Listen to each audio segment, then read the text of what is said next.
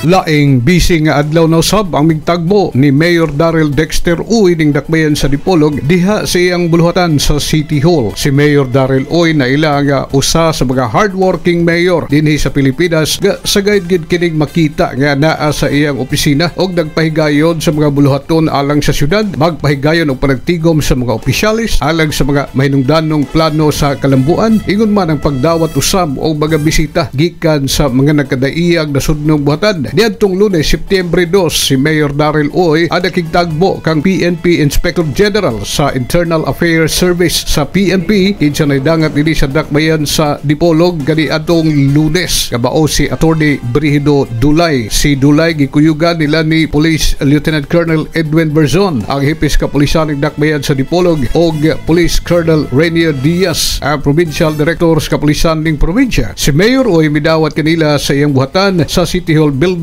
kagahapon sa buntag. Sa susamag panagtagbo si Attorney Dulay ang mapasalamaton kaayo sa mayor sa iyang kinasingkasing nga suporta sa mga programa sa kapulisan ning syudad og lalawigan, ilabi na sa panginahanglan sa kapulisan aron makigsakbang sa krimen. Ang mayor kay hinumduman ang naghatag og mga motorsiklo o mga four-wheel vehicles alang sa kapulisan ning syudad nga nakatabang kaayong dako sa pagpatunhay kahusay o kalinaw dinhi sa dakbayan. Si Mayor Daryl Uy ang minghanyag sab sa mga bisita nga mutan-aw og molibot sa ilang high technology, communication o technical capacity sa syudad dito sa Emergency Operations Center kon EOC sulod sa CDRRMO sa Boulevard ning atong syudad. Ang EOC nga mao'y sentro sa Technical Communication o Information Technology Hub dinhi sa syudad ang aktibo sab nga mingtabang sa kapulisan aron nga masulbad ang mga krimen pinaagi na sa mga CCTV nga gipakatap dinhi diha sa mga nagkadaiyang dapit sa dakbayan og didto makuha sa ilang integrated monitor sud sa maong EOC. Pagkahapon, si Mayor Daryl Uy nasab ang nahimong bisita alang sa pagpahigayon sa payout sa mga benepisyaryo sa tupad. Kahibaluan nga ang tulong panghanap buhay sa ating disadvantaged workers kung tupad usa ka programa gikan sa Department of Labor and Employment alang sa paghatag og temporaryong trabaho ngadto na sa mga kapos nga mga katawhan sa nasayran. Adunay 120 ka mga benepisyaryo gikan sa mga nagkadaiyang barangay ning atong syudad sa Dipolog. Ang maong programa gipaluyuan sa atong